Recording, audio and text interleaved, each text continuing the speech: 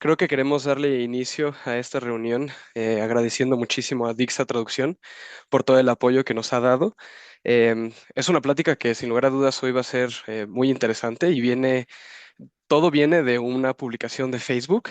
Armando tuvo el coraje de mandar un comentario a alguna de las publicaciones de Flor diciendo, ¿saben qué? Es que ser lingüista y ser traductor no es lo mismo. Y Flor dijo, a ver, espérate, ¿sabes qué? Esto está demasiado bueno como para dejarlo en Facebook. Y pues hoy Armando nos queremos agradecerte por darnos el tiempo de poder explicar este tema más a profundidad. Es una plática que como inicio queríamos llevarla como empezar con la presentación y si ustedes tienen preguntas a lo largo de la reunión pueden escribir por chat o en este caso creo que somos ahorita solo uno por la hora. José García, si quieres abrir, nada más levanta la mano y te damos el espacio. Eso también, a todos los que nos ven en YouTube, una disculpa por la cuestión de la hora. Organizarnos fue un poco difícil en estas fechas y pues tuvimos que hacer el café con colega ahorita a las 6 de la tarde, pero pues ya saben que como se graba, ustedes puedan a poder verlo en el momento que ustedes quieran. Y bueno, supongo que si están en YouTube y tienen preguntas, mándalas ahí a los comentarios de YouTube y a ver si ya sea Armando o Flor tienen tiempo, las pueden responder. Y bueno, antes de empezar con la plática, creo que es muy importante saber un poco de la persona que nos va a dar la ponencia. Entonces me gustaría leer una pequeña semblanza. El doctorando Armando González Rivas es traductor, lingüista y docente, con formación académica que incluye la licenciatura en traducción por la Universidad Intercontinental en la Ciudad de México, estudios de italiano realizados en Milán, maestría en lingüística aplicada por la Universidad de Guadalajara y doctorado en lingüística en la Universidad Autónoma de Querétaro. Tiene una formación académica bastante amplia y desde 2014 se desempeña como traductor independiente en español, inglés, francés e italiano. Actividades en las que ha realizado traducciones, ediciones, revisión de traducciones, reclutamiento y supervisión de traductores. Elaboración de guías de estilos, glosarios y transcripciones para agencias de traducción en México, España, Estados Unidos e Inglaterra, principalmente. A partir de 2021, trabajaba como docente en la Universidad Intercontinental para la licenciatura en traducción y a partir del 2023 como docente en la Universidad Nacional Autónoma de México, también para la licenciatura de traducción. Ha sido profesor invitado para la licenciatura en traducción en la Universidad Tecnológica Americana y ha dictaminado y escrito diversos artículos y notas de opinión académicas en su área de especialización. Ha participado en diversos proyectos de difusión y concientización sobre el valor de las lenguas nacionales, particularmente el zapoteco y el purépecha, como ponencias, muestras culturales, charlas y talleres de sensibilización.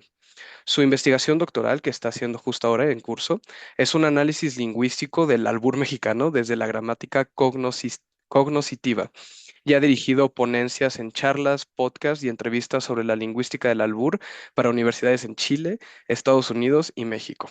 Se especializa en la traducción técnica y comparte intereses de descripción lingüística del español y lenguas nacionales, semántica, lingüística cognoscitiva y lingüística operacional. Como verán, es una persona de nuestro queridísimo Armando que tiene una formación muy amplia y que ha tenido el gran privilegio de tener la formación de lingüista y de traductor. Y pues de ahí es de donde él saca este tema de poder platicar sobre por qué estas dos ramas son tan diferentes, incluso si en general nosotros pensamos que son una sola. Entonces, sin nada más que decir, Armando, el micrófono es todo tuyo y ya sabes que si tenemos dudas o algo, te levantamos la mano y ya cuando tú creas apropiado, nos responderás. Muchas gracias, gracias Bernardo, gracias Flor, José también por asistir y quienes vayan a ver esta grabación, bueno, después o nos acompañen en este momento. La verdad me siento muy halagado, tuve que refrescarme con varios videos de café con colegas anteriores, muy buenos, me quedé picado para ver más o menos de qué va la dinámica, entonces espero no caer en esa sintonía, no ser muy académico, la verdad es que lo he evitado para hacerlo relajado. Creo que hay que habilitar nada más el botón de compartir. Perdón, perdón. A ver, es que hoy Además estoy es, sola, hoy no está el técnico. Entonces tengo que, ¿dónde se habilita eso? Tres puntitos. creo que yo donde dice share hay como una flechita y Share. luego dice como multiple Ok. users can share o algo así. Ahí está. Listo, perdón. No te preocupes. Además, lo interesante es que es café con colegas y con presentación en PowerPoint. Pues yo no recuerdo la última vez que tomé un café con un PowerPoint con mis colegas, pero bueno, a ver qué pasa. Pues gracias de nuevo. Gracias. Voy a partir de algunas preguntas y de repente voy a responder esta pregunta y tratar de dar un poco de background de por qué podría esto ser o no ser así. En realidad, como todo lo que tenga que ver con la lengua, pues no hay preguntas, digamos, totalmente cerradas, ¿no? No hay o sea, categóricas. Todo es bastante difuso cuando se trata de la lengua. Lingüistas y traductores, al final, nuestra materia prima es la misma, que es la lengua. Entonces es un poco difícil tratar de sesgar fronteras que tienden a ser muy difusas.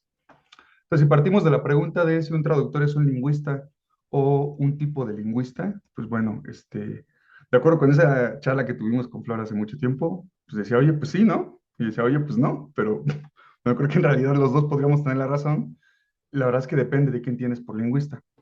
Y también desde la otra mirada, ¿eh? Un lingüista podría decir si es un traductor o no. Bueno, pues depende de quién tienes por traductor, ¿no? Traductora, traductor. Para dar un poco de cabida a esto, creo que viene de aquí la idea.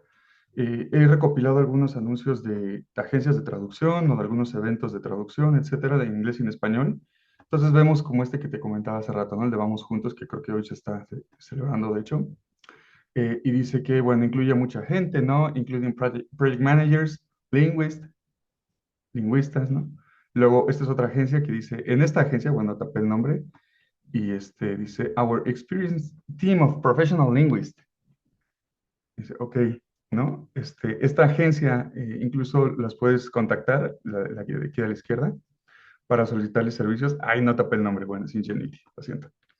Y dice, puedes hacer un checkmark, ¿no? Si eres un interested o si eres un vendor, eres un linguist. Entonces vemos lingüista, lingüista por todas partes, ¿no? Cuando se trata del gremio de la traducción. Sí, Esta sí, es una tomé agencia. yo perdón por interrumpir, el jueves salí con ellos en ¿cómo le llaman ellos? El LOC. Ay, se me olvidó la reunión que tienen justamente de la asociación. Vamos Juntos es una asociación de empresas de traducción. Eso es lo que son ellos realmente. Sí, dije, por eso yo no estoy invitado, ni muchos estamos invitados, pero Este, tengo dos colegas que sí tienen una agencia y fueron y ya me mandaron fotito y entonces me mandaron parte de esto y fue donde vi esto de Linguist y dije, bueno, esto me va a servir. Este lado, del lado inferior derecho, dice, es de una agencia de traducción mexicana y dice, te ofrecemos un amplio rango de servicios lingüísticos que cubren las necesidades, bla, bla, bla, bla. Después dice personas y lingüistas para que todas las partes involucradas mantengan. Entonces siempre está este término de lingüista, ¿no? Linguist, todas partes. Esto es de otra agencia de traducción. Dice servicios lingüísticos, revisión de textos, traducción, redacción, reescritura, transcripción de audio, transcripción paleográfica. Es un poco interesante. Yo hago lingüística, un tipo de lingüística que se llama funcional, cognoscitiva, y pues puede que necesite algún servicio lingüístico. Entonces busco en Google servicios lingüísticos, entro a esta agencia y veo, pues es que nada de lo que veo aquí es lingüístico. O sea, esto no tiene que ver con estudios de la lengua. Entonces, ¿quién tenemos por lingüístico? A ver, otro, ¿no? Esta es otra agencia, dice servicios lingüísticos, traducción, interpretación, corrección de estilo, diseño de discurso.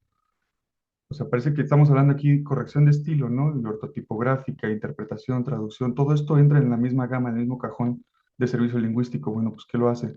Es fácil predecir que tiene que ver con la lengua. Entonces, pues así, de forma muy, muy escueta, ¿no? Vamos el de arriba es el Oxford y el de abajo es el Webster's. Y dice que para el linguist es someone who studies foreign languages. Órale, alguien que estudia lenguas extranjeras o que las habla, ¿no? De manera con fluidez. Y ya después te viene como segunda acepción, o alguien que enseña o que estudia lingüística. Es decir, que se superpone una de las acepciones, como el hecho de que seas versado en lenguas o tengas habilidad lingüística, sobre el hecho de que seas formado en lingüística. Y lo mismo ocurre con el Webster, que para la primera acepción nos dice que es a person accomplished in languages. Y la segunda te dice que es una persona especializada en lingüística. Pues bueno, tiende a pensarse entonces que si el linguist, en este uso que ha tenido el inglés, digamos que fue prominente el hecho de que alguien hablara varias lenguas, pues ya lo hace un lingüista. Y en la segunda acepción, solamente que tengas la formación en lingüística. Pues bueno, al menos en español, digo, con todas las vacilaciones que pueda tener el diccionario de la RAE, para lingüista solo consigna persona versada en lingüística. Y para lingüística dice ciencia del lenguaje. O sea, parece que no está la acepción de que hables muchas lenguas o de que seas bueno en las lenguas. Es decir, son dos acepciones no compartidas en dos sistemas distintos. De hecho, revisé también el Diccionario Español de México, venía lo mismo, y el de uso de María Moliner venía lo mismo, ¿no? Entonces, De entrada parece que tenemos ya una diferencia semántica de una misma entrada en dos sistemas lingüísticos. Parece que una se está colando sobre la otra. No sé si quieren levantar la manita o interrumpirme, no pasa nada, ¿eh? Porque de repente me voy. Oye, es que sí, a mí en la escuela me decían, ¿no? Es que como intérprete tú eres lingüista. Yo toda la vida me sentí que era lingüista y conozco un poco de lingüística, lo que vi en la profesión, pero no soy licenciada en lingüística, ¿no? Y eso sería interesante porque fíjate, digamos, el camino A al punto B es lo mismo que el punto B al punto A. Entonces, si intérprete es lingüista, lingüista es intérprete, que tiene un intérprete que la licencia a ser lingüista y no tengo un lingüista que lo licencia a ser intérprete. Entonces parece que hay algo raro, ¿no? Vamos a irlo deshebrando. Es bien difícil establecer los límites de la lingüística, es súper difícil, es una ciencia relativamente joven. De entrada podemos decir que hay dos tipos de lingüística, como general y específica, ¿no?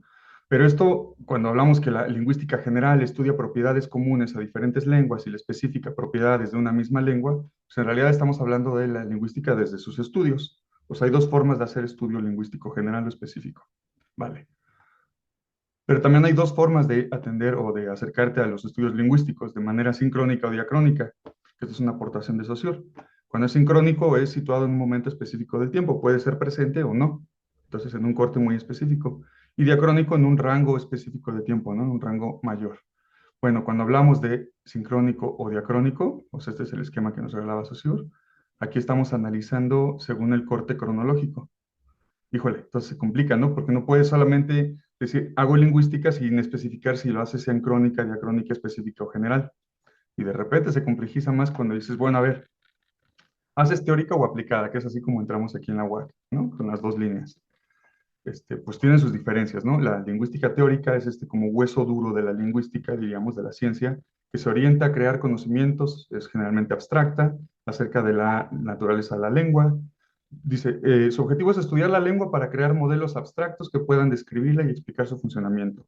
Pues todos, yo estoy de este lado también, los que hacemos estos, digamos que somos teóricos, ¿no? El otro lado es la aplicada, que de hecho también hay como una suerte de trifulca entre los dos, ¿no? Teórica y aplicada, que de repente, pues, parece que la aplicada necesita reivindicar su base epistemológica para decir que es igual de lingüista que la otra y la otra no, cuando en realidad solo se complementan. Una genera, sedimenta conocimiento y la otra lo pone en práctica y lo aplica. O sea, es así, ¿no?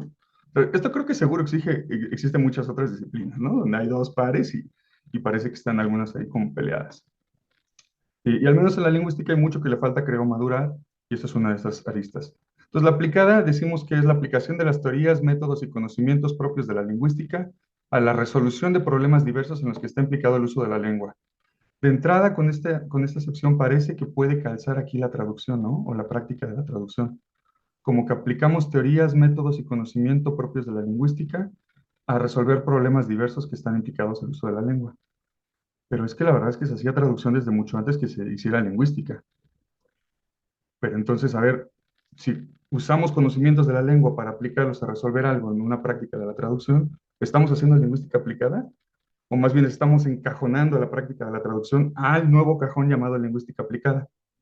Bueno, se ocupa de los problemas que el lenguaje plantea como medio de relación social, entonces parte de lo que hacen. Cuando hablamos de esto, decimos que estamos entonces ante ramas de la lingüística. Híjole, y parece que medio calza aquí un poquitito ya la práctica de la traducción. Pero luego se sigue complejizando porque tenemos dos tipos de, digamos que de lingüística, desde las corrientes generales, que es la formalista y la funcionalista.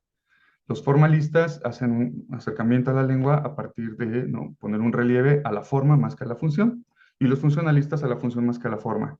Y cuando hablas de función lingüística, pues ya metes otras aristas a la ecuación, ¿no? Como la función de la lengua dentro de la sociedad, el valor comunicativo, ¿no?, que tiene, etcétera. Entonces, te observas más la función que la forma. Bueno, pareciera entonces que si observamos más la función que la forma, tendríamos que hablar de funcionalismo, y entonces eso sería un tipo de traducción, porque hay tipos de traducción que observan más la forma que la función, lo que llamamos equivalencia dinámica y equivalencia formal. Bueno, entonces la traducción cabe como formalista, como funcionalista. Es que vean, estamos forzando las etiquetas, ¿no? Bueno, dentro de estas dos corrientes grandototas empiezan a gestar un chorro de cosas en la lingüística, las que llamamos corrientes, Y hay estructuralismo, lingüística operacional, que esta es la que hice en la maestría, es de la escuela de Seiler en la Universidad de Colonia de Alemania.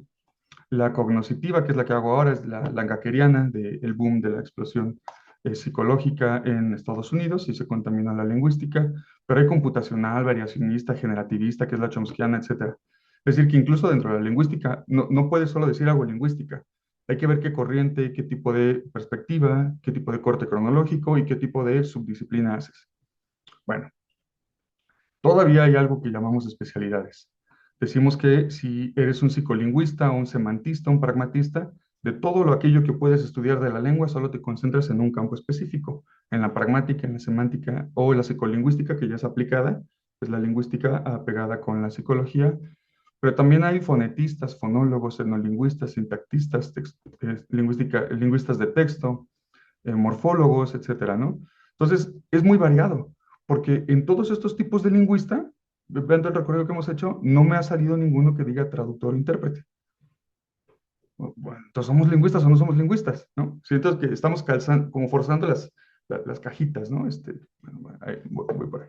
Y aprovecho para hacer un anuncio que también viene un café con colegas de pragmática, ya que estamos. ¡Ay, qué bueno! Pasa el dato. Paso la liga pronto. Sí. Bueno, entonces, a ver, dado todo esto, ¿de dónde viene este hábito, ¿no? De designar a los lingüistas traductores o viceversa? O a los traductores llamarlos lingüistas, si es que ocurre, ¿no? Bueno, yo diría que hay dos suertes como de hipótesis. Uno tiene que ver con la tradición, la tradicional incorporación de la traducción a estudios lingüísticos. Los que hemos estudiado un poco de historia de la lengua o teorías lingüísticas, sabemos un poco de la resistencia que ha habido de la traducción para sedimentarse como una disciplina por sí misma. Entonces, al hacer esto, pues la verdad es que tradicionalmente, como una disciplina académica, se aglomeraba con estudios de la lengua, ya sea de adquisición, de bilingüismo, de segunda lengua o incluso de filología. Entonces, de alguna forma, la traducción estuvo siempre luchando por su autonomía desde el punto de vista teórico, ¿no? Y académico.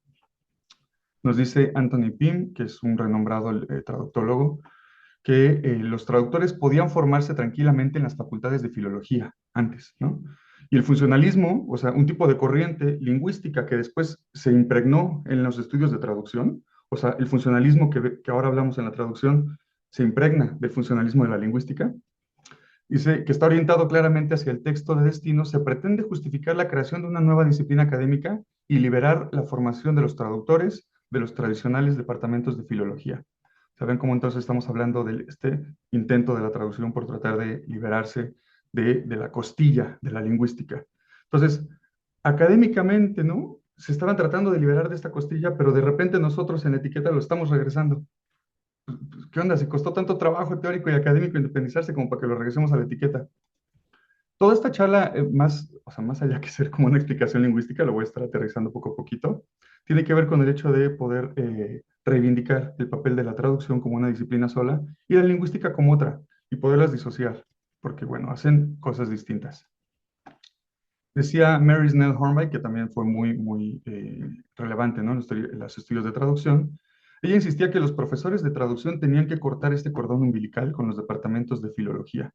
Esto fue durante los modelos europeos, ¿no? Que dieron mucho impulso a la creación de la traducción como una disciplina. Rubio dice que la traducción no tenía una especificidad, no era un ejercicio autónomo, era netamente algo diferenciado de la glosa o del comentario. Vean cómo estaba la traducción, o sea, antes, ¿no? Él hace traducción medieval, dice, la traducción no era más que una glosa o un comentario. O sea, a ese nivel de degradación, digamos, ¿no? Estaba la traducción. Pero, por fortuna, también esto se empezó a reivindicar. Digamos, nos dice Amparo Hurtado, ¿no? Que es como de las grandes de los estudios de traducción, que las primeras reivindicaciones de un análisis más sistemático de la traducción surgen a finales de los 50 y principios de los 60. Y bueno, de entre varios autores, conciben la teoría de la traducción como una rama de la lingüística aplicada o de la lingüística contrastiva. O sea, los primeros esfuerzos de la traducción por reivindicarse y desapartarse de algunos departamentos de filología, digamos que se pegaron a estudios de lingüística aplicada, era la más versátil de las lingüísticas, digamos. Sin embargo, en 1972, con una obra de Holmes, se reivindicó esta disciplina como una disciplina autónoma, con su propia entidad. Ya en la década de los 80, luego, cuando viene el auge de la traductología, se consolida y adquiere entidad propia. Entonces, hubo muchos intentos académicos para hacerlo, ¿no? Algunos autores actuales siguen opinando, entre ellos Vázquez Ayora, que es un traductólogo muy relevante, pero digamos que tiene la obstinación de seguir diciendo que debe ser parte de la traductología de la lingüística aplicada.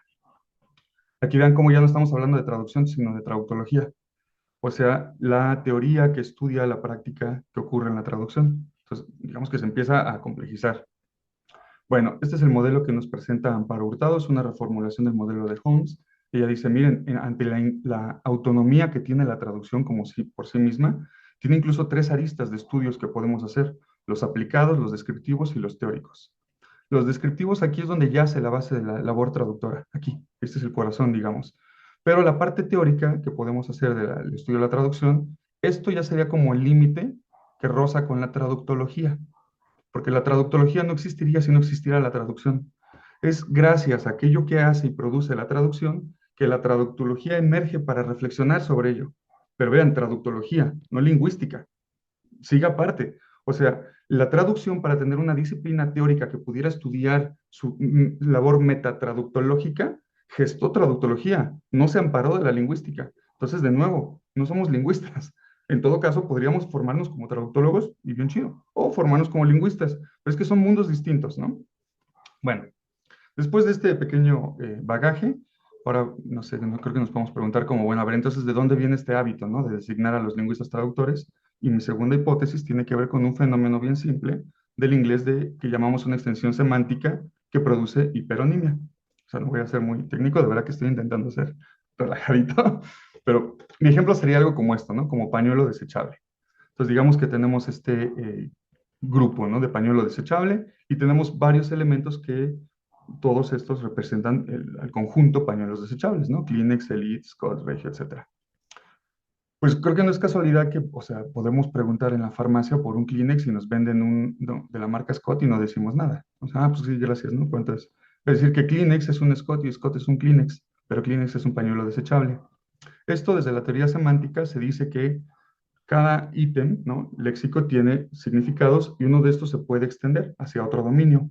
Y cuando se extiende podemos hacer metáforas, metonimias o hiperonimias. Y eso es lo que ocurre.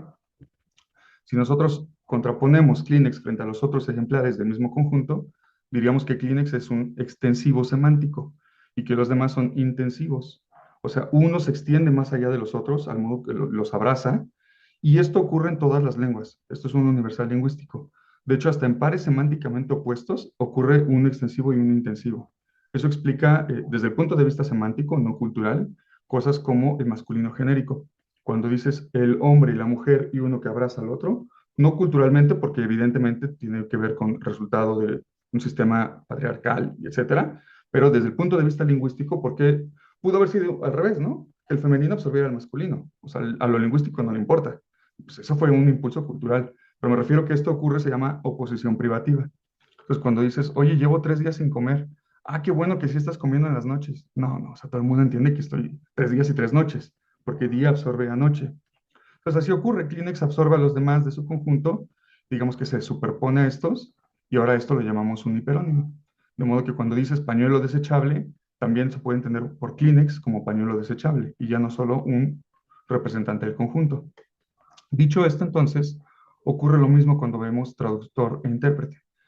O sea, si pensamos en la idea de profesional en la transferencia interlingüística de expresiones, que es la forma más vaga que puedo definir a los dos, diría, pues bueno, traductor e intérprete. Y vamos a calzar entre estos al transcreador, al localizador, vamos a calzarlos ahí. Pues entre traductor e intérprete, traductor es el término semánticamente extensivo e intérprete es el término semánticamente intensivo. O sea, traductor absorbe, es semánticamente intérprete. De modo que también se superpone y decimos traductor por igual. O sea, como error de, oye, pues fíjate que necesito un traductor para una conferencia que va a durar 2 horas y pues necesito que me esté traduciendo. Entonces, bueno, no es un traductor, es un intérprete. Bueno, o sea, sabemos desde el gremio, porque son dos cosas distintas, pero es que allá afuera, que no, alejada del gremio, es lo mismo. ¿Pero por qué? Pues porque es un par semánticamente opuesto. Se hiperonimizó. Ese es el fenómeno.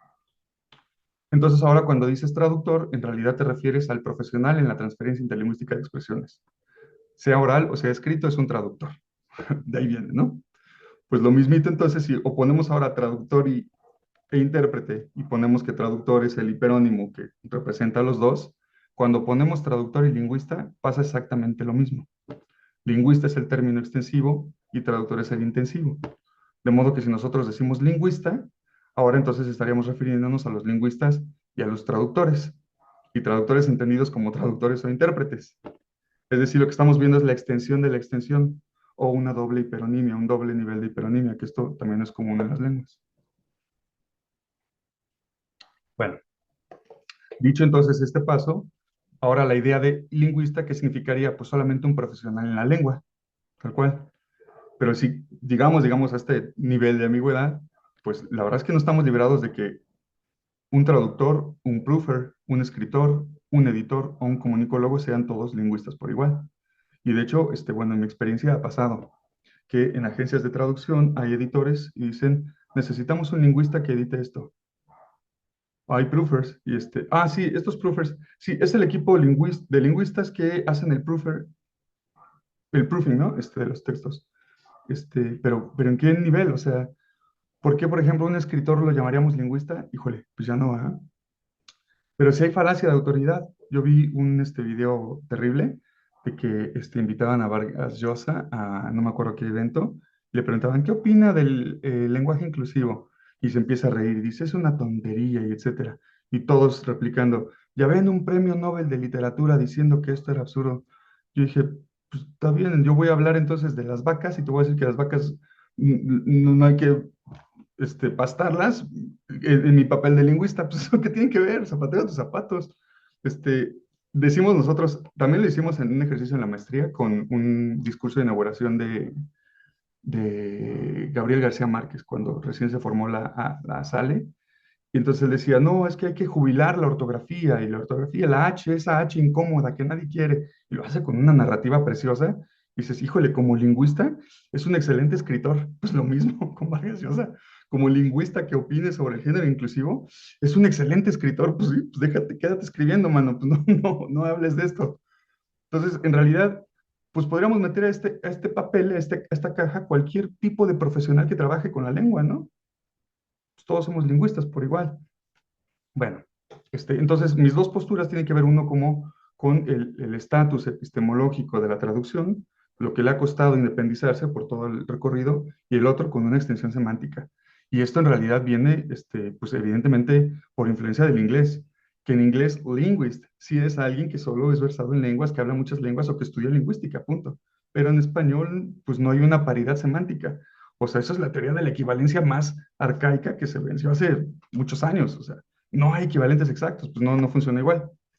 A menos que en el uso, esto sí está ocurriendo, creo. O sea, lo importante sería ver más allá de la industria de la traducción, si la gente allá afuera de verdad dicen lingüista a cualquiera de estas entidades, traductor, intérprete, escritor, pues está bien, entonces se sedimentó la extensión.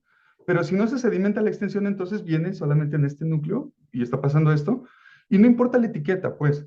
Lo que importa es entender los límites de, a ver, espérame, llámate como quieras, no pasa nada, pero a la hora de hacer el trabajo, ¿qué te compete? ¿No? ¿Qué hace uno y qué hace el otro? Porque pues no vamos a meter a un lingüista a que haga la interpretación de una conferencia. Pues tampoco vamos a poner a un traductor a que haga trabajo en lo lingüístico. Pues no. Bueno. Entonces cabe aquí la pregunta, ¿no? Si la formación de traductores es lingüística o no, porque pues parece que hay mucha formación, ¿no? Que pareciera.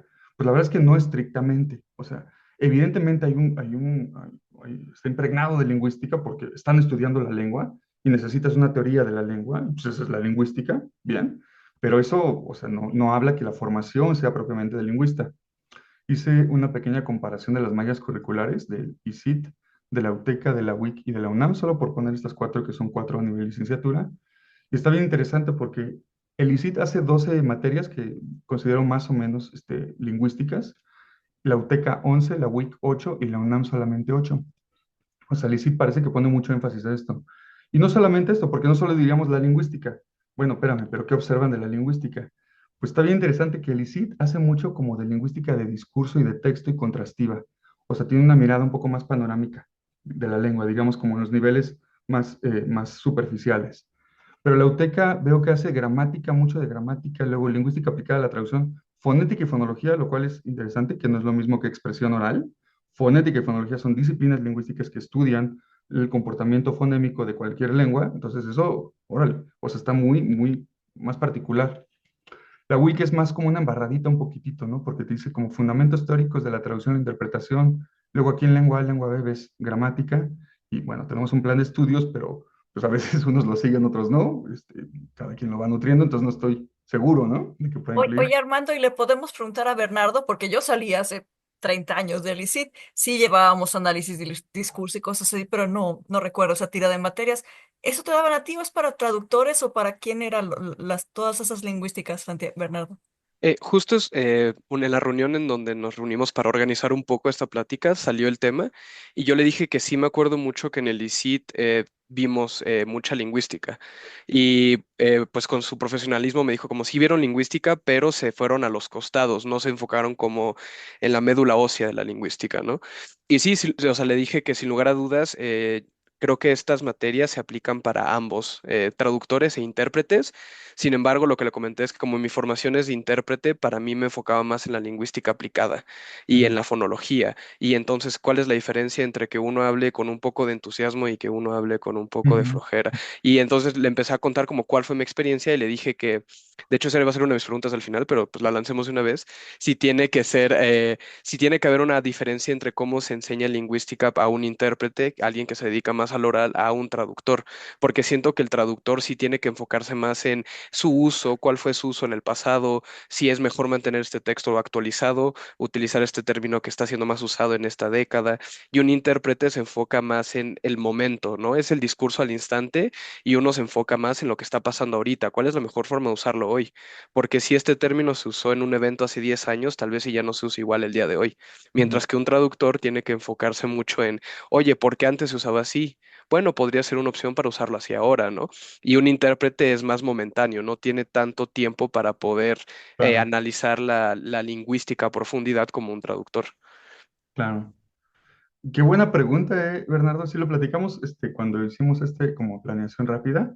Es muy buena pregunta.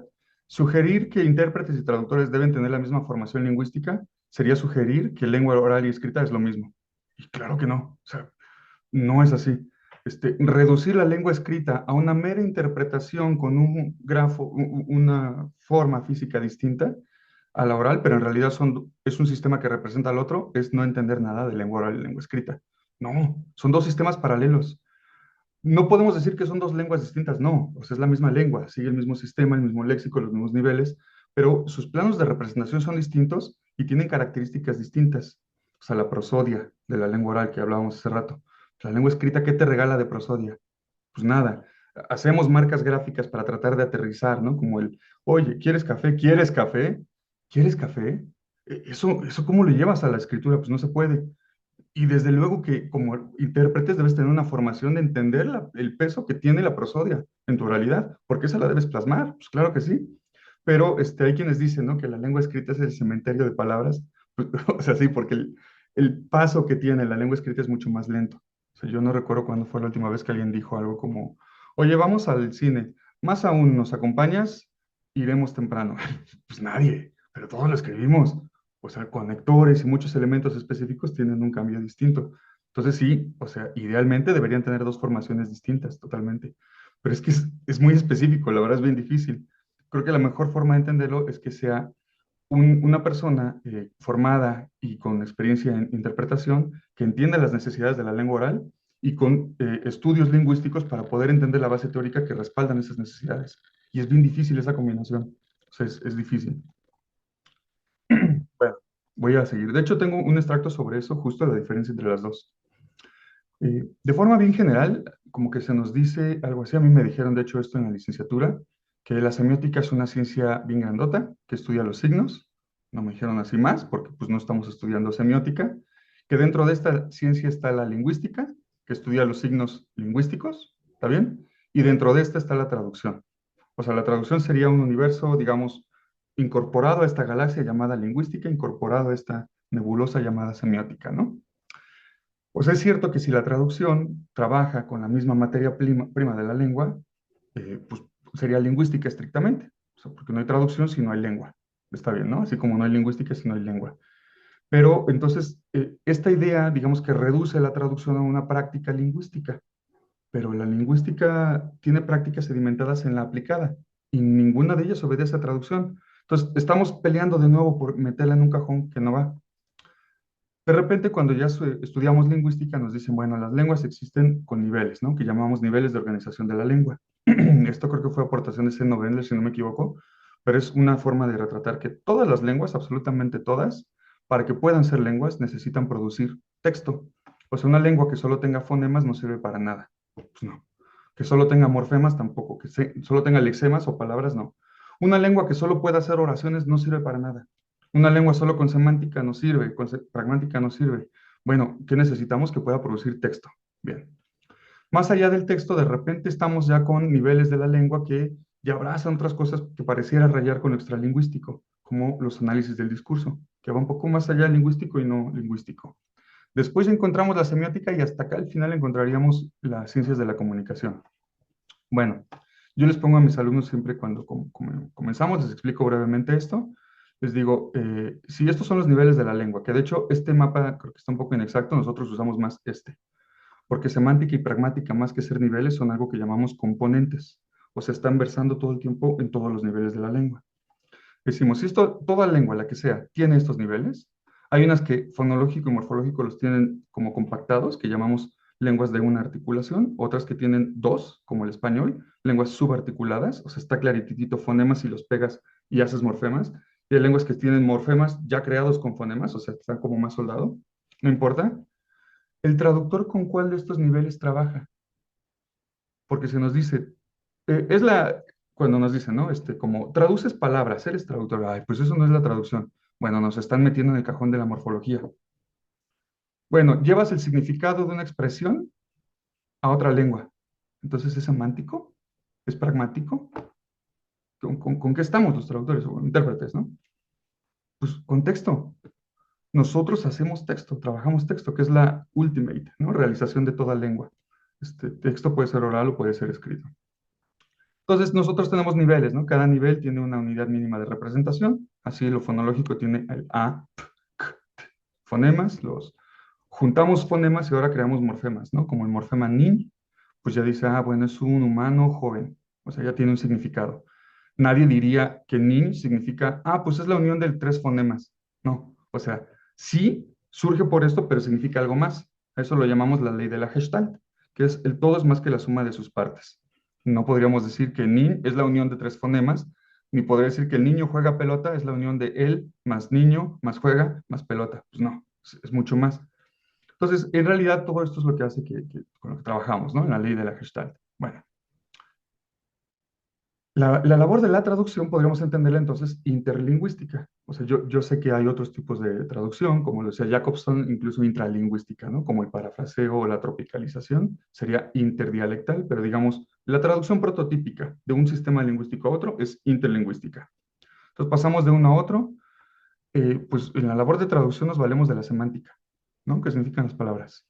Pues de la pragmática, el significado en contexto, la intención del hablante. Pues no lo podemos sacar a la ecuación de las oraciones, porque lo estamos aglomerando en oraciones, pero en realidad estamos trabajando con texto, ya completito.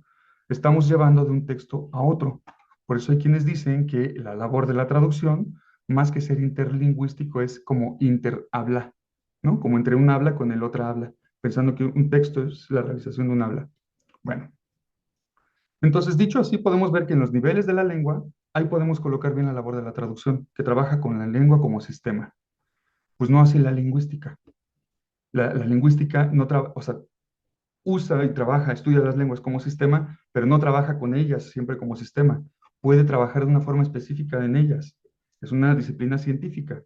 Tendríamos que definir primero qué tipo de lingüística haces, ¿no? Como les decía, si es general, específica, teórica, aplicada, sincrónica, bla, bla, bla.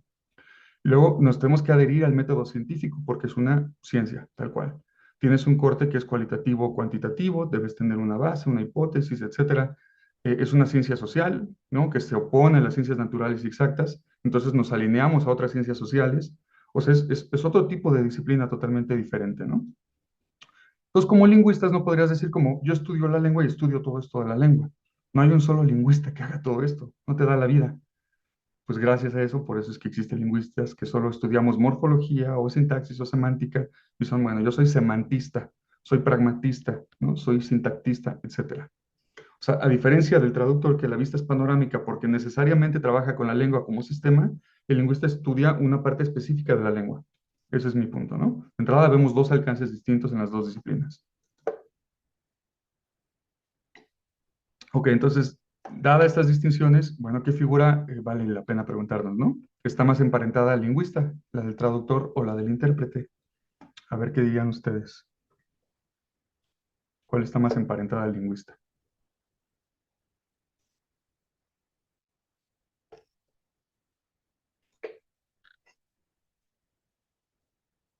Parece como examen, ¿no? Con mis alumnos.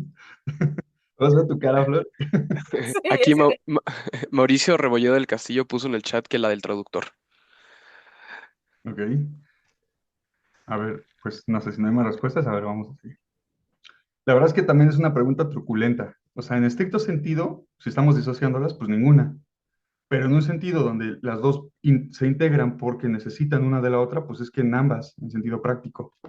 O sea, el, el intérprete no es menos lingüista que el traductor, o el traductor no es más lingüista que el intérprete. El intérprete es intérprete, el traductor es traductor, el lingüista es lingüista. Quiero como acomodarlo en sus cajones. Este mapita, que de hecho te puede servir, Bernardo, por lo que decías, es de unos teóricos que se llaman Peter Koch y Wolf Oesterreicher, son de la Universidad de Colonia, y ellos dividieron un nivel de Coserio, que Coserio era un lingüista brillante, y decía, espérenme, es que en el nivel histórico donde una lengua se sedimenta en dos aristas que todo el mundo habla, que es la lengua oral y la lengua escrita. Pues esto es como una aportación muy relevante sobre los estudios de los dos tipos de lengua. La lengua escrita, ellos hacen este cuadrante y dicen, primero tiene que ver cómo se concibe una lengua, o sea, tu mensaje, cómo lo estás concibiendo, para que sea hablado o para que sea escrito. De ahí de entrada vas a tener una programación cognitiva diferente, porque es cierto, la lengua escrita tiene más saturación gramatical, la lengua oral no. En la lengua oral hacemos correcciones, a veces haces imprecisiones, y yo te digo, te decía que mañana, que en 8 días estoy lleno de errores, ¿no? Bueno, es que no son errores, es propio de la lengua oral. Entonces ellos hacen las características de la lengua oral y la lengua escrita y primero marcan un polo que llaman concepción, o sea, cómo se concibe, y otro medio, o sea, cómo se plasma, porque la lengua oral no necesariamente se plasma con fonos y la lengua escrita no necesariamente se plasma con grafos. Estos dos son los polos por excelencia del terreno de la traducción y de la interpretación. Un intérprete trabaja con la lengua cuya concepción es, espérame, no, creo que aquí me equivoqué, estaba de este lado. A ver, espérame. No, los puse al revés. Este que dice traducción es intérprete y este que dice intérprete es traducción, perdón. Un intérprete entonces trabaja con la lengua oral por excelencia. Y la lengua oral por excelencia necesita el código o el medio o el canal fónico, con fonos. Así. Un traductor trabaja con la lengua escrita por excelencia. Se concibe escrito y se plasma con grafos. Cuando tú decías, híjole, es que hay unos como panelistas, ¿no? O conferencistas, que es bien difícil interpretar, porque te están leyendo, tienen todo armado su discurso y te lo están leyendo y fingen como si fuera oral. ¿Sabes por qué? Porque eso no es lengua oral, es lengua oralizada. Es decir, es un texto cuya concepción nace para ser escrito y tiene las características prototípicas del texto escrito, solo que se plasma oral. interpretarlo es horrible, horrible, porque aparte van a 1000 por hora. No, no, me imagino, ni me cuentes, voy a tener pesadillas. Pero es que te están dando toda la saturación de un texto escrito, pero con la inmediatez del texto oral. Pues es absurdo, es que es un texto oralizado, no es un texto oral, es oralizado. Pero pasa al revés también, o sea, son cuadrantes bien, bien raros. Hay textos escrituralizados, es decir, que nace para ser oral, pero al final lo plasmamos con escritura. Solo es el medio en el que se plasma. Por ejemplo, tu conversación de WhatsApp. O sea, ¿por qué escribes con, no solo faltas de ortografía, pero buscas inmediatez, ¿no? Como en vez de qué dices Q. Esto que son errores. No, es que la escritura, el qué debe ser Q, U, E. No, es que no estás entendiendo que no es un texto escrito, es un texto escrituralizado. Porque WhatsApp lo que te semeja es como si fuera una charla de café de mi amigo, estás aquí enfrente y te platico y te chismeo, nada más que te lo hago rápido. tiene todas las características de la lengua oral. Es cercana, es inmediata, es expedita, no es planificada, tiene muchos errores, corrección, etcétera. Nada más que se plasma escrito. Pero entonces, a ver, o sea, vale la pena la pregunta. ¿Los textos oralizados de verdad le corresponden al intérprete? ¿No debería ser el traductor? ¿Y los textos escrituralizados no debería serlos el intérprete? Están como cruzados los cables, ¿no? Bueno, esta es la diferencia entre traducción, lengua oral y lengua escrita. Aquí me equivoqué, puse aquí intérprete, interpretación es traductor y traducción, bueno, me equivoqué. Son dos polos entonces distintos, son dos lenguas con conductas distintas y características distintas. Pues claro que no tienen la misma teoría, ni el mismo funcionamiento, ni el mismo propósito. Entonces, si intérprete y traductor se mueven en dos planos distintos, ¿no deberían tener la misma formación lingüística? No, claro que no. O sea, a mi parecer no. Quizá una forma básica, pero cuando llegas a niveles especializados, ves cosas en interpretación que nunca vas a ver en traducción, pero tiene sentido. Y hay cosas de lingüística que quizá no necesitas. Pues tiene sentido, o sea, que se ajusta a las necesidades, ¿no?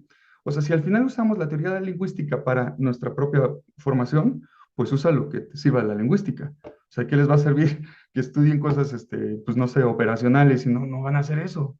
Pues no, es absurdo. Que creo que es un poco el fallo de muchas mallas curriculares, la verdad es que lo he visto, que enseñan cosas de lingüística que no tienen absolutamente nada que ver. O sea, lo he visto con muchos alumnos, ¿no? Que les preguntan cosas como el aspecto léxico. Pues, ¿cuándo vas a ver el aspecto léxico, el Action Art?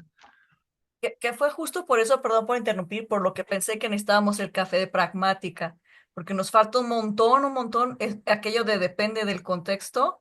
Es una oración que decimos mucho, pero creo que no lo decimos lo suficiente. Sí, exactamente. Y además es como el estribillo que nos salva, ¿no? Siempre cuando te preguntan algo y no sabes, no, depende del contexto, y ya lo relativizas y quizás no sabías qué significaba. Este, bueno, va por ahí. Entonces son diferencias, ¿no? Dos lenguas, dos sistemas distintos pues, que obedecen a necesidades distintas. Entonces, si contraponemos ahora la traducción y la lingüística, diríamos que tienen naturaleza, definición, objetivo y requerimientos distintos. La traducción, su naturaleza es una técnica, una práctica. Somos artesanos de la lengua porque usamos ella, la practicamos de alguna forma y te damos un mueble distinto, ¿no? Como un carpintero que le das un trozo de madera y te hace una silla, y le das una silla y te hace un banquito o cualquier cosa. Somos prácticos y artesanos de la lengua. Nuestra materia prima es la lengua, está bien, al igual que el lingüista, pero hacemos cosas distintas. Yo lo digo cuando hablo de la diferencia a veces de esto o de lexicología y lexicografía, por ejemplo. Que, bueno, compartir la misma materia prima no hace que se trabaje de la misma forma. El lingüista es un científico que estudia la lengua como sistema. El traductor es un práctico que usa la lengua para hacer una práctica con ella, transferir, ¿no?, a otra lengua. Se definen entonces distintos, tienen objetivos distintos, ¿no? Mientras la traducción aplica práctica de conocimiento lingüístico para trasladar significado, la lingüística lo que le interesa es describir y explicar fenómenos lingüísticos. O sea, si este es el objetivo general de la lingüística, ¿a poco la labor de los intérpretes o traductores es describir y explicar fenómenos lingüísticos o explorar la estructura y funcionamiento de una lengua como sistema? Conocen las lenguas como sistema y conocen los sistemas. Lo que están haciendo es esta labor de llevarlo de uno a otro, entendiendo las virtudes de los dos y los defectos de los dos, pero no hacer revelaciones teóricas del sistema de uno o de la otra. Es que son disciplinas distintas, ¿no? La traducción, ¿cuándo ha existido? No, hombre, pues desde que existe la interacción entre personas y la posibilidad de plasmar sus lenguas. Y la interpretación, pues mucho más vieja, desde que las personas hablan y se dieron cuenta que hablaban lenguas distintas y tenían que comunicarse. ¿Y cuándo existió la lingüística? Pues bueno, la lingüística moderna está sedimentada con Saussure en el 1916. Es súper joven. O sea, pues no tenemos nada que... Se hacía traducción desde mucho antes que siquiera pensaran en lingüística. ¿Cómo vamos a incorporar todo lo que se ha hecho traducción en las casillas de la lingüística? Pues no, pero mejor usemos aquello que ya se ha descubierto para nuestra labor. Eso es otra cosa. Es una forma más loable de reivindicarlo, ¿no? Bueno, para traducir no es necesario un conocimiento científico de la lengua, no, pero sí dominar la expresión de más de una lengua. Puedes conocer teorías lingüísticas que te sirvan para tu trabajo, para, no sé, cómo comprobar o defender o argumentar tu trabajo, pero tienes que ser un científico de la lengua, pues claro que no. Para ser lingüística es necesaria una formación profesional de lingüística, pero no necesariamente dominar la expresión de más de una lengua, que es un poco el error, como, eres lingüista, pues ¿cuántas lenguas hablas? Pues no soy políglota, ¿no? Bueno, ni siquiera si eres traductor o intérprete, ¿cuántas lenguas hablas? O sea, no tienes que ser políglota, basta que seas bilingüe. Pero estas ideas erróneas pasa igual en lingüística, ¿eh? O sea, me han dicho, ¿cuántas lenguas hablas para ser lingüista? Pues no. Oye, y para ser lingüística de una lengua, no sé, del zapoteco, ¿necesitas hablar zapoteco? Bueno, idealmente, pero no, o sea, es que una cosa es que tengas la habilidad de usar esto y otra que estudies algo. Es como el traumatólogo que estudia los músculos de los futbolistas, ¿no? Oye, entonces eres re bueno para el fútbol. Pues no, soy bueno para estudiar el músculo que hace que puedas tú ser bueno en fútbol, ¿no? Es distinto. Bueno, ¿vamos bien en tiempo? ¿Quieren que vaya un poco más rápido? ¿Cómo me dices? ¿Cómo me digas tú? ¿Vamos bien? Ya, pues, falta poco. Estoy ahí, ya llevando. ¿Cómo puede complementarse la traducción e interpretación con la lingüística? Si ya vemos entonces que son distintas, tienen virtudes distintas, naturalezas distintas, bueno, ¿qué punto de encono les permite complementarse? Que eso sería una relación más sana. Pues si decimos que tenemos traducción en lingüística en dos polos distintos, y la traducción es una práctica, un saber hacer, esto es en palabras de Hurtado, el traductor es un profesional de la traducción, pues ahora nos falta la otra arista, el traductólogo que les decía, que más bien es una reflexión teórica, un saber, y hace investigación sobre la traducción. Entonces, el traductólogo prescribe aquello que observa en el seno de la práctica de la traducción. ¿El lingüista necesita del traductor o del traductólogo? No, son disciplinas distintas, pero no significa que no le pueda servir. Claro, claro que hay cosas que hace el traductor que puede descubrir en el seno de su trabajo y que le pueda llevar a la lingüística, claro, pero no es que dependa uno del otro, no es como la traductología, que necesariamente necesita de la práctica de la traducción. Entonces, dicho esto, dice Amparo, bueno, ¿qué vínculo puede permitir, ¿no?, la traducción con la lingüística? Y dice, la traducción es básicamente un saber común, un conocimiento operativo, y como todo conocimiento operativo se adquiere fundamentalmente por la práctica. De hecho, creo que esto es un poco lo que de repente ocurre con el peligro de hablar de la traducción como, bueno, solo basta que lo practiques. O sea, es necesario que lo practiques, pero no puedes dejar de lado la formación que necesitas. Pero la formación no es de lingüista tampoco. Entonces, es un terreno medial. El traductor no necesita ser un teórico ni un traductólogo, ¿verdad? O sea, ni un lingüista. Y del otro lado, la relación del traductólogo con el lingüista, diríamos que la traductología es una disciplina teórica que entabla relaciones con muchas otras disciplinas. Una de ellas es la lingüística. La traductología va más allá de la lingüística. Puede ser una disciplina que lo absorba, pero la antropología, la sociología, estudios de género, eso no tiene que ver con la lingüística, ¿no? Se va mucho más allá. Entonces, solo es una disciplina con la que se puede afianzar, pero no es estrictamente necesaria. Luego es interesante porque nos dice Muñiz, esta obra está bien buena, ahí se la recomiendo, la tengo en la bibliografía, que la lingüística se convierte en una herramienta útil para la traducción en el momento en que facilita explicaciones de los problemas que se plantea en el trasvase de textos de una lengua a otra, en la medida en que es capaz de instruir sobre la materia prima de la traducción. Eso está bien interesante, me pasa a mí mucho con mis maestras materias de taller, que digo, bueno, a ver, ok, buena traducción, me parece bien, creo que se recogen muchas cosas. Yo soy un cliente obstinado y te digo, oye, pero a ver, espérame, ¿por qué lo pones? Mi primito que se fue a Estados Unidos un año lo habla re bien y dice que no se dice así. Y si te enfrentas, ¿no?, a esos clientes. Entonces no puedes decir, bueno, es que suena más natural. No, pues eso es bien subjetivo. O sea, claro que hay una autoridad, ¿no?, en tu papel de intérprete o de traductor, pero llega un punto donde, o sea, decir es más natural, eso no argumenta nada. Entonces, ¿qué necesitamos para poder argumentar? Pues entender la reflexión teórica. Y eso es lingüístico. Para eso es la base lingüística. Y me pasa mucho, ¿no? Yo doy gramática de español en una de estas universidades. Me decían, oiga, profesor, ¿por qué vemos los sintagmas? O sea, con todo respeto, ¿es necesario los sintagmas? ¿Para qué nos sirve si vamos a ser traductores, no lingüistas? Entonces les puse una oración técnica, así súper largo, totota, esos sintagmas enormes, y que no sabías cuál era con cuál.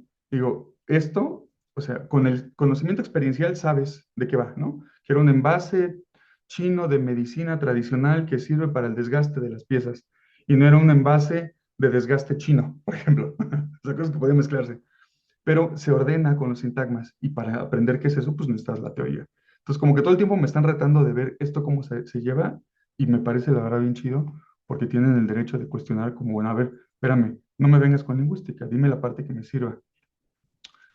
Otra es que la traducción es la práctica del conocimiento lingüístico para trasladar significado entre lenguas y culturas. y que la traducción es un campo en el que los principios lingüísticos se aplican para solucionar problemas de comunicación en el mundo real. Esto es cuestionable, ¿no? Porque es un campo en el que los principios lingüísticos se aplican, es que se aplicaban desde antes que existieran los principios lingüísticos. O sea, más bien podemos utilizarlos, ¿no? En la labor de traducción.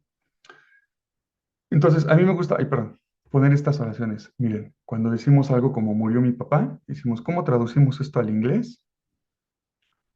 Pues hay que entender que una cosa es murió mi papá y otra cosa es mi papá murió. O sea, de entrada hay un cambio en una oración tan pequeñita.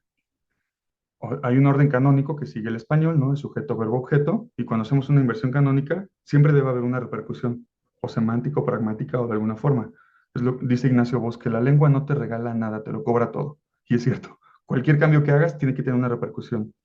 Esa repercusión, que parece sutil, es súper difícil de recoger en interpretación, porque no tienes el tiempo de sentarte y reflexionar sobre, espérame, es que semánticamente agrio es lo mismo que, ¿no? Como lo que decías, Bernardo, pues no tienes tiempo, tienes que resolverlo, pero no así se permite en la traducción, como es la parte reflexiva que te da cuando no te corretean por la entrega, que se podría. A Me ver, ¿qué nos acaba de dice? pasar con el discurso inaugural, me tocó interpretar a Musk cuando hizo el saludo nazi, ¿no? Yo estaba tan choqueada con el saludo nazi y él dijo, I give you my heart.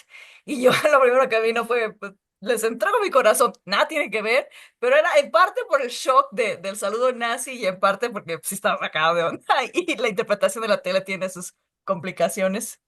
Te Oye, la tienes que cobra. hacer un anecdotario de todo eso, Flor. ¿Cómo puede pasar eso desapercibido? ¡Qué bárbara! ¡Wow!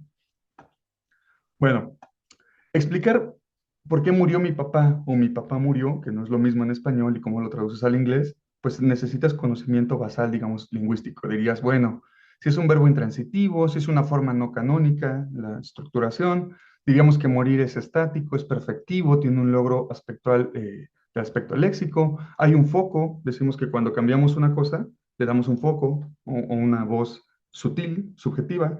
O sea, no es lo mismo decir blanca paloma que paloma blanca, un carro nuevo que un nuevo carro. O sea, estos cambios sintácticos tienen una repercusión. Entonces, todo esto de aquí abajo es lingüístico. Nos puede ayudar para reflexionar y sedimentar, ¿no? Comentar nuestra traducción. Y ahora tenemos algo como se murió mi papá, que no es lo mismo que murió mi papá. Híjole, ¿y ahora esto cómo lo traducimos? Pues esta suerte como de intuición que tenemos de, ay, es que hace algo diferente, pero ¿qué es ese algo? La podemos revelar con la lingüística. O sea, ahí sí, diríamos, es que este se murió mi papá, no es lo mismo que murió mi papá. Tiene que ver, esto se llama voz media. Hay contraexpectativa, no hay agentividad, es un clítico que está gramaticalizado, te dice que la acción fue espontánea, que no lo esperabas. Aquí, por ejemplo, en esta escena, mi papá tenía, no sé, una enfermedad terminal y llevaba mucho tiempo sufriendo y ya sabíamos que iba a morir. En esta otra escena, se accidentó en la carretera y no sabía, no esperábamos y falleció. Son dos escenas distintas, que no se pueden traducir de la misma forma. Bueno, es esa base, ¿no? Para argumentar esa traducción, nos la daría la lingüística. Y luego, ¿qué onda con el se me murió mi papá? Estos mes mexicanísimos, ¿no? Como, oye, te me cuidas, te me tapas. No es lo mismo que se murió mi papá, ¿no? Ahora te marca una cercanía. Esa cercanía afectiva se gramaticaliza con lo que llamamos dativos. Es un dativo ético. Entonces, ¿cómo le justificas a tu cliente? Como my father died on me, o no sé. Pues es un dativo ético. Ahí está. Bueno, es más o menos para ver cómo podemos utilizar herramientas lingüísticas para argumentar. Entonces, ¿podríamos decir que un traductor por esta formación puede ser de lingüista o un lingüista puede ser de traductor? Pues creo que la pregunta ya está como más que respondida. La verdad es que no. Un traductor no es un lingüista por las mismas razones por las que un lingüista no es un traductor. Punto. Los dos trabajan con la lengua, los dos son especialistas en la lengua en formas distintas, pero eso no hace de un traductor un lingüista ni un traductor un lingüista, ¿no? Eh, ¿Podemos, no sé, pensar como un lingüista que haga una interpretación? No, pues no, ¿ah? Pues imagina, Flor, no sé, que llegue como un concabino y te diga, oye, yo soy un lingüista, tengo 2 doctorados en lingüística, del inglés. Voy a hacer tu concabina. Pues gracias, regrésate a tus trabajos, tus artículos, ¿no? Pues lo mismo, ¿no? O ya con el oral, sino con el escrito. ¿Puede un lingüista hacer una traducción? O sea, imagínense un manual de montacargas súper técnico y pesadísimo. Pues, ¿qué tiene que ver, no? No lo puede hacer si no tiene la formación y la práctica propia de un traductor o de un intérprete. Lo mismo. ¿Puede un traductor o un intérprete hacer una teoría lingüística? Pues no, es que son disciplinas distintas. No si no tiene la formación de lingüista, no, menos que la tenga. Bueno, ahí es donde busco segregarlos. Entonces, el hecho de que segreguen también da la particularidad de que, bueno, manejan la misma materia prima, debe haber un punto de encono. Este punto de encono donde se acercan está, me parece bien bonito, lo llamo el acercamiento, ¿no? De la lingüística se acerca a la traducción. Por ejemplo, cuando nosotros tenemos algo que llamamos las glosas en lingüística. Esto es del zapoteco. Es el zapoteco de Comaltepec, de una presentación que di está en la UNAM justo. Decimos, Udishobi Shusa Chipeso. Esta es la forma de la expresión natural, esto es lo que empezamos a glosar, lo segmentamos por morfemas y después ponemos la glosa. Diríamos, este U es un morfema de completivo, dicho es pagó, es un pagar, de hecho es forma infinitival porque no tiene conjugación en su zapoteco más allá de los morfemas de aspecto. Bi es un él, pero es un él familiar, pues es una tercera persona de singular familiar, porque hay familiar, formal, animales, cosas, etc. Shusa, padre mío. Chipeso, 10 pesos, ¿no? Porque el zapoteco no tiene morfemas de número. Y esto lo traducimos como, él le pagó 10 pesos a mi padre. Es bien normal que, o sea, bien común que veamos trabajos lingüísticos donde viene una lengua, viene una glosa y viene la traducción. ¿Esta traducción debería ser un traductor? Híjole, ahí es donde la hace el lingüista. O sea, al lingüista la realidad es que no le interesa la traducción, la propone, a él lo que le interesa es la glosa, porque te está diciendo cómo es el sistema. Mira, es una lengua que está aglomerando morfemas, que tiene estas particularidades. A ver, este es un ejemplo del purépecha de Cuanajo. Decimos Hatsiku Tamani. Hatsiku Tamani. Y la glosa es poner, luego morfema de objeto, luego morfema de trayectoria y luego una forma infinitival. O sea, te está diciendo algo poner en esta trayectoria. Y eso se entiende, digamos que tiene mucha extensión semántica como agregar a lo ya dicho, cosa de más. O sea, tú dices algo, Flor, y yo quiero agregar algo, yo diría Hatsiku Tamani, que literalmente es poner objeto en trayectoria en infinitivo. Pues al lingüista, de nuevo, solo le interesa la glosa, esto que está en círculo, pero tiene que proponer una traducción. O sea, la lingüística ahí se está acercando, digamos, a la traducción necesariamente por la labor que está haciendo, pero no es un traductor. O sea, le interesa la glosa. Pero también pasa al revés, ¿no? Ahora la traducción se acerca a la lingüística. La realidad es que si traducimos del zapoteco esto al español, o sea, al traductor solo le importa el producto final. Él le pagó 10 pesos a mi padre, pero atraviesa por la glosa, sí, en su trabajo mental.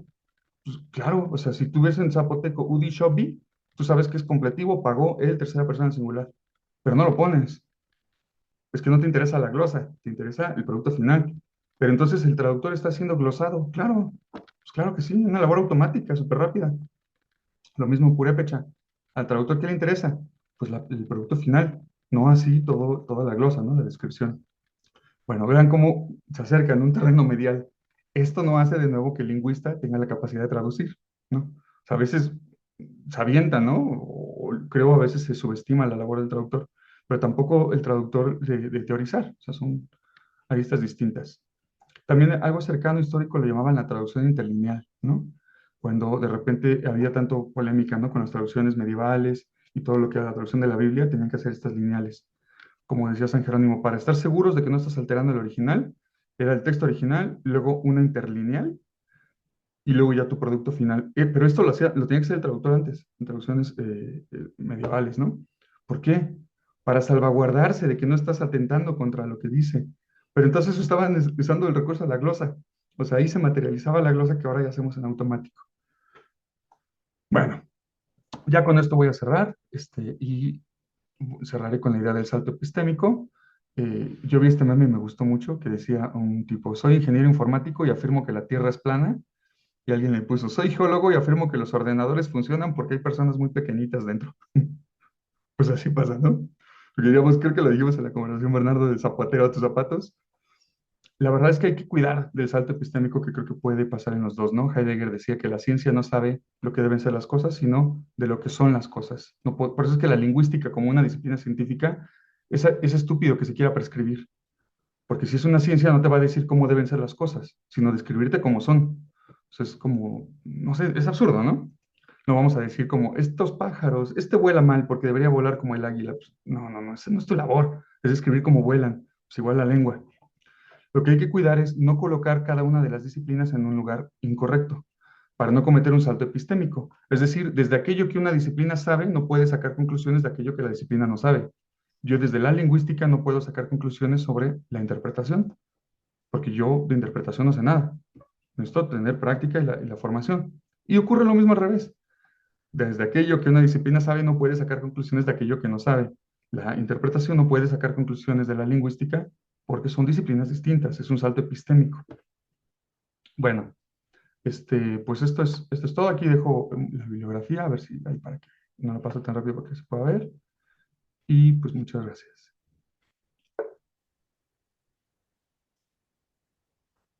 Excelente, de verdad, gracias Armando por el tiempo. Creo que hiciste una de las cuestiones que son más complicadas para todos, que es aventurarte en esa jungla que es lingüística, traducción e interpretación, y que muchos prefieren verla de fuera y simplemente opinar al respecto. Creo que tú hiciste el enorme trabajo de verdad adentrarte y experimentar y explorar con cada una de sus complejidades y temas. Nos das mucho de qué pensar y sobre todo creo que la reflexión más importante que nos das es que es importante como darle lugar a lingüista, traductor e intérprete y no hacer lo que dijiste un inicio que es la hiperonimia.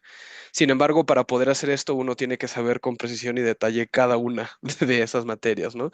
Hay un refrán que dice que si quieres romper un sistema, lo primero que tienes que hacer es conocerlo de manera precisa, ¿no? Y creo que eso es a lo que tú te aventuraste ahorita. De nuevo, esto es un café con colegas, esto fue más una plática, pero yo creo que en cualquier chismecito, en cualquier café que tomes con tu amigo, primero te cuenta la historia completa y de ahí tú vas y empiezas a hacer preguntas. Entonces, si algunos de los que está aquí tienen alguna pregunta, por favor escriben en el chat o levanten la mano si quieren participar con el micrófono. De mientras, yo tengo una pregunta. Con todo lo que nos explicaste, me quedó un poco a la duda de qué es lo más traductor que hace un lingüista y qué es lo más lingüista que hace un traductor. Ay, sí, creo que lo más traductor que hace un lingüista es justo cuando tienes una lengua o poco conocida, ¿no? O más los etnógrafos, por ejemplo, y que van recabando lo que hace y tienes que decodificar para entenderla. En realidad, la lengua la decodificas para explicarla en la lingüística, pero para que la expliques la necesitas entender. Entonces tienes que hacer una labor de traducirla, entender, de ahí parten muchos, o sea, como qué sonidos. Ah, esta palabra, esto es conejo, no sé. Entonces va un poco por ahí, con este proceso de glosado, ¿no? Que decía.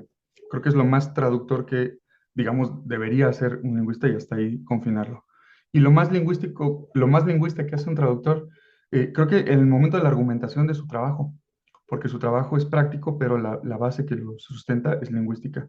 En mi experiencia personal fue cuando estaba en las agencias y nos venía queja o algún comentario del cliente y ¿por qué tradujiste esto por esto? Y tenías que citarle y ver y dar una explicación precisa y congruente más allá del me sonó bien, ¿no? O sea, ya estabas haciendo una labor lingüística, o sea, pues sí, o sea, es metarreflexiva, ¿no? Digamos, de tu propia labor. Y creo que va por ahí como el punto de encuentro un poco de los dos. Súper. De hecho, creo que es, como ya habías dicho antes, es muy importante saber cómo en qué se dividen cada uno. Y justo por eso fue mi última pregunta, como saber qué es lo más que hace un lingüista y qué es lo más que hace un traductor en las otras ramas. Porque incluso si la idea es dividirlas, sin embargo, creo que son como una jungla y se complementan. Sin embargo, también hay que saber distinguirlas, pero saber que funcionan muy bien la una con la otra, ¿no? Entonces, como un lingüista se puede beneficiar de la traducción, un traductor se puede beneficiar muchísimo de la lingüista, ¿no? Y Exacto. también como intérprete, intérprete se beneficia muchísimo de la traducción y o sea, de las cuestiones lingüísticas. Entonces, es como un ecosistema, ¿no? Como que todo se va complementando. Exactamente, exactamente. Sí, sí, sí. O sea, todos trabajamos con la misma materia prima, pero lo trabajamos diferente.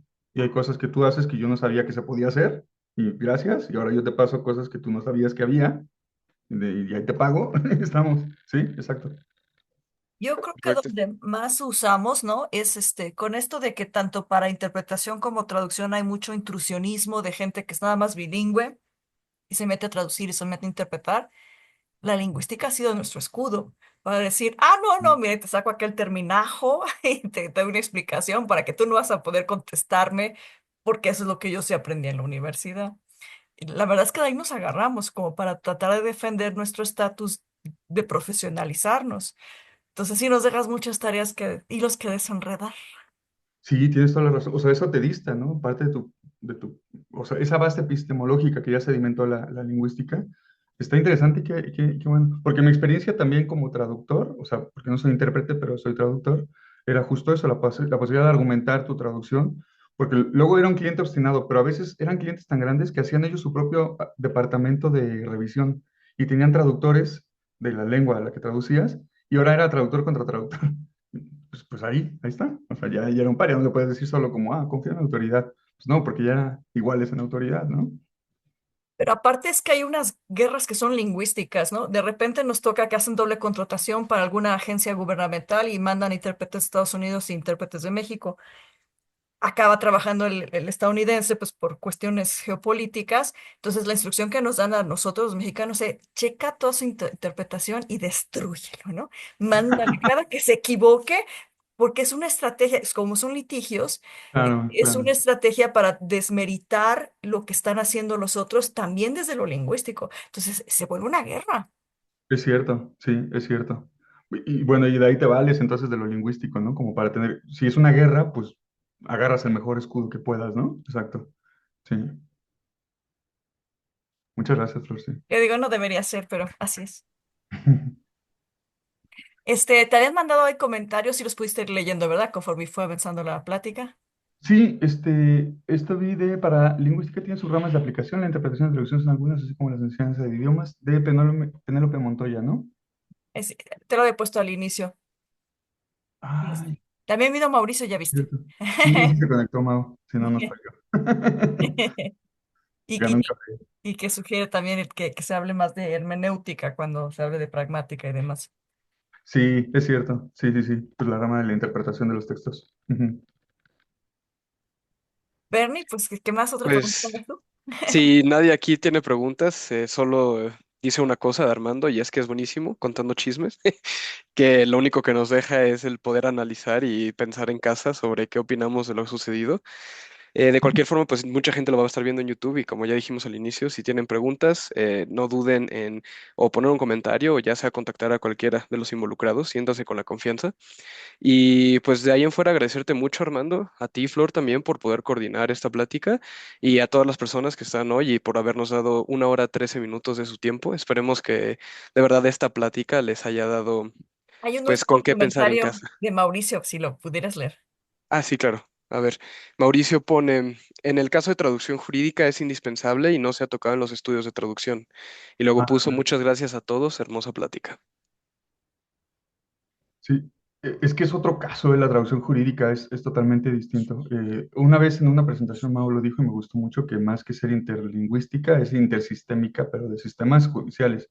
O sea, rebasa lo lingüístico. Lo lingüístico es solamente el medio en el que se plasma, pero son dos sistemas chocando, ¿no? Contra ello.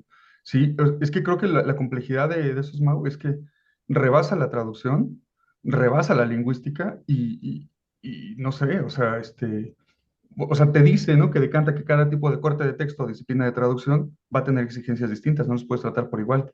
Tratamos por igual la materia prima, pero no la naturaleza del corte de texto. Al final, es que el derecho es una cultura y una lengua por sí mismo. Sí, exactamente. Pues es una lengua dentro de una lengua tratando de entenderse con otra lengua dentro de otra lengua. Pero sistemas distintos, sí. Sí, totalmente de acuerdo. De hecho. Pues cierra, Bernie. Muchas gracias, Eh, Armando. Muchas gracias, Bernardo. Lo hicieron padrísimo los dos. Te dejo a ti que tú cierres, mi Bernie. pues bueno, como ya dije, muchas gracias a todos por estar acá, a todos los de YouTube, ojalá hayan disfrutado la plática. Y pues de nuevo agradecerte a ti, Flor, a todos los presentes y especialmente a ti, Armando, por tomarte el tiempo de hacer esta presentación que duró 1 hora y 15, pero no dudo que la investigación fue mucho más larga. Y con eso, pues nos despedimos en este café con colegas. Hasta Estuvo luego. padrísimo. Muchas gracias. Perdón, decías, Armando. No, hasta luego. Muchas gracias. Gracias por su invitación. Gracias por todo. Buenas noches y nos vemos el próximo, que es el día 12 de abril, es el de pragmática. Pragmática para traductores, ahí para que se conecten, si ya se picaron acá. Seguimos la conversación allá. Que les vaya bonito, hasta luego. Hasta luego.